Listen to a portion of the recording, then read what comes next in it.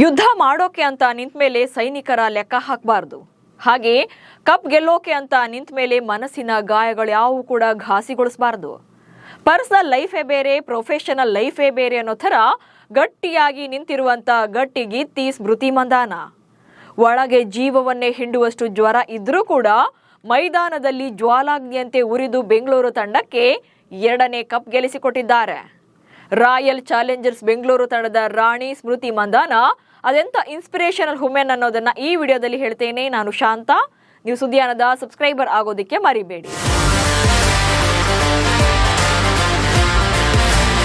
ಸ್ಮೃತಿ Mandhana team ಇಂಡಿಯಾದ dynamite batter, royal Challengers Bengaluru ತಂಡದ star captain, ಕೋಟ್ಯಂತರ ಹುಡುಗರ ಪಾಲಿನ ಕ್ರಶ್ ಆಗಿರುವಂತ ಸ್ಮೃತಿ ನಿಜಕ್ಕೂ ಕೂಡ ಗ್ರೇಟ್ ಪ್ಲೇಯರ್. ಸತತ 17 ವರ್ಷಗಳ ಕಾಲ ಕಪ್ಗಾಗಿ ಕಾದಿದ್ದಂಥ RCBಗೆ ವುಮೆನ್ಸ್ ಪ್ರೀಮಿಯರ್ ಲೀಗ್ ಮೂಲಕ 2ನೇ ಆವೃತ್ತಿಯಲ್ಲೇ ಚೊಚ್ಚಲ ಕಪ್ ಗೆಲ್ಲಿಸಿಕೊಟ್ಟಂತ ಲೇಡಿ ಸಿಂಗಂ ಈಗ 4ನೇ ಆವೃತ್ತಿಯಲ್ಲಿ ಮತ್ತೊಂದು ಟ್ರೋಫಿ ಗೆದ್ದು ಬೀಗಿದ್ದಾರೆ. ಆದರೆ ಕಳೆದ 2 ತಿಂಗಳಲ್ಲಿ ಸ್ಮೃತಿ ಬದುಕಲ್ಲಿ ನಿಜಕ್ಕೂ ಕೂಡ ಅಲ್ಲೋಲ ಕಲ್ಲೋಲವೇ ಆಗಿತ್ತು. ಪರ್ಸನಲ್ ಲೈಫ್ನ ಗಾಯ ಪ್ರೊಫೆಷನಲ್ ಜರ್ನಿಗೆ ಅಡ್ಡಿಯಾಗುತ್ತೆ ಎನ್ನುವಂತ ಭಯ ಕೂಡ ಇತ್ತು. ಆದರೆ ಗಾಯಗೊಂಡಿರುವಂತ ಸಿಂಹದ ಉಸಿರು ಗರ್ಜನೆಗಿಂತ ಭಯಂಕರವಾಗಿರುತ್ತೆ ಅನ್ನೋ ಥರ ಸ್ಮೃತಿ ಮಂದಾನ ಹಿಂದೆಂದಿಗಿತ್ಲೂ ಕೂಡ ಬೆಂಕಿಯುಂಡೆಯಾಗಿದ್ದಾರೆ. ಗಾಯಗೊಂಡಿರೋ ಸಿಂಹದ ಉಸಿರು ಗರ್ಜನೆಗಿಂತ ಭಯಂಕರವಾಗಿರುತ್ತೆ. ಜ್ವರದ ನಡುವೆಯೂ ಫೈನಲ್ನಲ್ಲಿ ಘೀಳಿಟ್ಟ ಮಂದಾನ. ಗುರುವಾರ ವಡೋದರಾದ ಕೋಟಂಬಿ ಮೈದಾನದಲ್ಲಿ ಬೆಂಗಳೂರು ಹಾಗೆ ಡೆಲ್ಲಿ ನಡುವೆ WPL 4ನೇ ಆವೃತ್ತಿಯ ಫೈನಲ್ ಪಂದ್ಯ ಫಿಕ್ಸ್ ಆಗಿತ್ತು. ಶಾಕಿಂಗ್ ವಿಚಾರ ಏನಂದ್ರೆ ಫೈನಲ್ ಪಂದ್ಯಕ್ಕೂ ಒಂದಿನ ಹಿಂದೆ ಅಂದ್ರೆ ಬುಧವಾರ ಸ್ಮೃತಿ ಮಂದಾನಗೆ ಹೈ ಫೀವರ್ ಇತ್ತು. 103 ಡಿಗ್ರಿ ಜ್ವರದಿಂದ ನರಳ್ತಾ ಇದ್ರು. ಅವರ ಹೆಲ್ತ್ ಕಂಡೀಷನ್ ನೋಡಿದಾಗ ಫೈನಲ್ ಪಂದ್ಯವನ್ನ ಮಿಸ್ ಮಾಡ್ಕೊಳ್ತಾರೆ, ಆಡಲ್ಲ ಅನ್ನೋ ಥರಾನೇ ಇತ್ತು. ಆದರೆ ಜ್ವರವನ್ನೇ ಜ್ವಾಲಾಗ್ನಿ ಮಾಡಿಕೊಂಡು ಮೈದಾನಕ್ಕಿಳಿದ ಸ್ಮೃತಿ ಬ್ಯಾಟಿಂಗ್ನಲ್ಲಂತೂ ಬೆಂಕಿ ಚೆಂಡಿನಂತೆ ಉರಿದ್ರು. ಗೆದ್ದೇ ಗೆಲ್ಲಬೇಕು, RCBಗೆ 2ನೇ ಕಪ್ ಗೆಲ್ಲಿಸಲೇಬೇಕು ಅಂತ ಜ್ವರವನ್ನು ಮರೆತು ಬ್ಯಾಟಿಂಗ್ ಮಾಡಿದ್ರು. ಕೇವಲ 41 ಎಸೆತಗಳಲ್ಲಿ 87 ರನ್ ಗಳಿಸಿ ಮ್ಯಾಚ್ ವಿನ್ನರ್ ಆದ್ರು. ಪಂದ್ಯದ ಬಳಿಕ ಮಾತನಾಡಿದಂತ ತಂಡದ ಹೆಡ್ ಕೋಚ್ ಮಲಲ್ಲೋನ್ ರಂಗರಾಜನ್ ಇದನ್ನ ಹೇಳ್ಕೊಂಡ್ರು.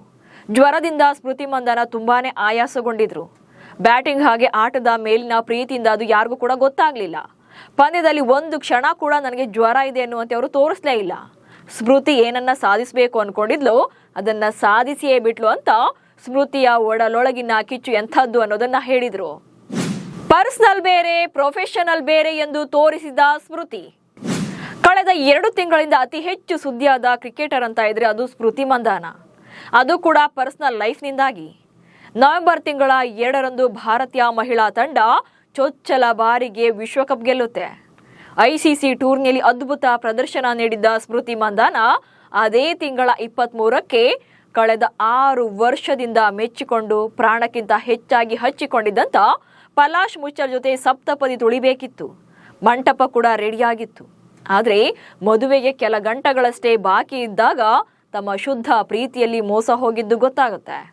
ಮದುವೆ ಮುರಿದು ಬೀಳುತ್ತೆ. ಬಹುಶಃ ಸ್ಮೃತಿ ಮಂದಾನ ಅವರ ಜಾಗದಲ್ಲಿ ಬೇರೆ ಯಾರೇ ಆಗಿದ್ರೂ ಕೂಡ ಅಕ್ಷರಶಃ ಕುಸಿದು ಹೋಗ್ತಾ ಇದ್ರು. ಮತ್ತೆ ಮೈದಾನಕ್ಕೆ ಕಾಲಿಡೋಕೆ ತಿಂಗಳುಗಳೇ ಬೇಕಾಗ್ತಾ ಇತ್ತು. ಆದರೆ ಗಟ್ಟಿ ಗುಂಡಿಗೆಯ ಮಂದಾನ ತಮ್ಮ ಪರ್ಸನಲ್ ಲೈಫ್ಗೆ ಪ್ರೊಫೆಷನಲ್ ಜರ್ನಿನ ಲಿಂಕ್ ಮಾಡಲೇ ಇಲ್ಲ. ನನ್ನ ಮೊದಲ ಪ್ರೀತಿ ಯಾವತ್ತಿದ್ರೂ ಕೂಡ ಕ್ರಿಕೆಟ್ ಅಂತ ಹೇಳಿದ ಸ್ಮೃತಿ ಡಿಸೆಂಬರ್ ತಿಂಗಳಲ್ಲೇ ಮತ್ತೆ ಭಾರತ ಪರ ಜೆರ್ಸಿ ತೊಟ್ಟು ಮೈದಾನಕ್ಕಿಳಿತಾರೆ. ಶ್ರೀಲಂಕಾ ವಿರುದ್ಧದ 5 ಪಂದ್ಯಗಳ T20 ಸರಣಿಯಲ್ಲಿ ಮೊದಲ 3 ಪಂದ್ಯಗಳಲ್ಲಿ ಡಲ್ ಅನಿಸಿದ್ರು ಕೂಡ 4ನೇ ಮ್ಯಾಚ್ ಅಲ್ಲಿ 80 ರನ್ ಸಿಡಿಸಿ ಕಂಬ್ಯಾಕ್ ಮಾಡ್ತಾರೆ. 5 ಪಂದ್ಯಗಳನ್ನ ಭಾರತ ಗೆದ್ದು ಕ್ಲೀನ್ ಸ್ವೀಪ್ ಮಾಡುತ್ತೆ. ಅಲ್ಲಿಂದ ಈಚೆಗೆ ಸ್ಮೃತಿ ಹಿಂತಿರುಗಿ ನೋಡಿದ್ದೇ ಇಲ್ಲ. WPL ನಲ್ಲಿ ಈ ಸಲ ಅತಿ ಹೆಚ್ಚು ರನ್ ಸಿಡಿಸಿ ಆರೆಂಜ್ ಕ್ಯಾಪ್ ಗೆಲ್ತಾರೆ. ಜೊತೆಗೆ ಬೆಂಗಳೂರು ತಂಡಕ್ಕೆ 2ನೇ ಕಪ್ ಗೆಲ್ಲಿಸಿಕೊಟ್ಟಿದ್ದಾರೆ. ಪ್ರೊಫೆಷನಲ್ ಜರ್ನಿಯ ಗ್ರಾಫ್ ಮೇಲೆ ಕಿಂಚಿತ್ತೂ ಎಫೆಕ್ಟ್ ಆಗದಂತೆ ಅಬ್ಬರಿಸಿದ್ದಾರೆ. ಗೇಮ್ ಅಂತ ಬಂದಾಗ ಐ ಆಮ್ ಪ್ರೊಫೆಷನಲ್ ಅಂತ ತೋರಿಸ್ಕೊಟ್ಟಿದ್ದಾರೆ. ಆಕ್ಚುಲಿ ಸ್ಮೃತಿ ಮಂದಾನರಂತೆ 2024ರ T20 ವಿಶ್ವಕಪ್ ಟೈಮಲ್ಲೂ ಕೂಡ ಹಾರ್ದಿಕ್ ಪಾಂಡ್ಯ ಸೇಮ್ ಸಿಚುಯೇಷನ್ ಅಲ್ಲಿದ್ರು. ಪರ್ಸನಲ್ ಪ್ರಾಬ್ಲಮ್ಸ್ ಕ್ರಿಕೆಟ್ಗೆ ತರದ ಹಾರ್ದಿಕ್ ಪಾಂಡ್ಯ. ಇನ್ನು ಟೀಮ್ ಇಂಡಿಯಾದ ಸ್ಟಾರ್ ಆಲ್ರೌಂಡರ್ ಹಾರ್ದಿಕ್ ಪಾಂಡ್ಯ ಕೂಡ 2024ರ T20 ವಿಶ್ವಕಪ್ ಟೈಮಲ್ಲಿ ಇಂಥದ್ದೇ ಸಿಚುಯೇಷನ್ ಅಲ್ಲಿದ್ರು. ನತಾಶಾ ಜೊತೆಗಿನ ದಾಂಪತ್ಯ ಮುರಿದು ಬಿದ್ದಿತ್ತು. ಹೀಗಿದ್ರೂ ವಿಶ್ವಕಪ್ನಲ್ಲಿ ಭಾರತ ಪರ ಮ್ಯಾಚ್ ವಿನ್ನಿಂಗ್ ಪರ್ಫಾರ್ಮೆನ್ಸ್ ನೀಡಿ ಫೈನಲ್ ಪಂದ್ಯದಲ್ಲಿ ಟ್ರೋಫಿ ಗೆಲುವಿಗೆ ರೂವಾರಿಯಾದ್ರು. ಕಪ್ ಗೆದ್ದು ಖುಷಿಯಲ್ಲಿದ್ದಂಥ ಆಟಗಾರರೆಲ್ಲ ತಮ್ಮ ಫ್ಯಾಮಿಲಿ ಜೊತೆ ಸೆಲೆಬ್ರೇಟ್ ಮಾಡ್ತಾ ಇದ್ರೆ, ಪಾಂಡ್ಯ ಮಾತ್ರ ಭಾರತದ ಫ್ಲಾಗ್ ಅನ್ನ ಹಿಡ್ಕೊಂಡು ಕಣ್ಣೀರು ಹಾಕಿದ್ರು. ಆ ದೃಶ್ಯಗಳು ಇಂದಿಗೂ ಕೂಡ ಭಾರತೀಯರ ಕಣ್ಣಿಗೆ ಕಟ್ಟಿದಂತಿದೆ. ಸೊ ಇದನ್ನೆಲ್ಲ ನೋಡಿದಾಗ ಪರ್ಸನಲ್ ನಲ್ಲಿ ಎಷ್ಟೇ ಪ್ರಾಬ್ಲಮ್ಸ್ ಇದ್ರೂ ಕೂಡ ಕೆರಿಯರ್ಗೆ ಅಡ್ಡಿಯಾಗಬಾರ್ದು ಅನ್ನೋದನ್ನ ಇವರು ತೋರಿಸ್ಕೊಟ್ಟಿದ್ದಾರೆ. ಇವರಿಬ್ರು ಕೂಡ ನಿಜಕ್ಕೂ ಭಾರತೀಯ ಕ್ರಿಕೆಟ್ ನಲ್ಲಿ ಇರೋದಕ್ಕೆ ನಾವು ಕೂಡ ಲಕ್ಕಿ. ಈ ಗ್ರೋತ್ ಇನ್ನಷ್ಟು ಮತ್ತಷ್ಟು ಮಗದಷ್ಟು ಹೆಚ್ಚಾಗ್ಲಿ ಅಂತ ಇವರಿಬ್ರಿಗೂ ಕೂಡ ನಾವು ವಿಶ್ ಮಾಡೋಣ. ನಮಸ್ಕಾರ.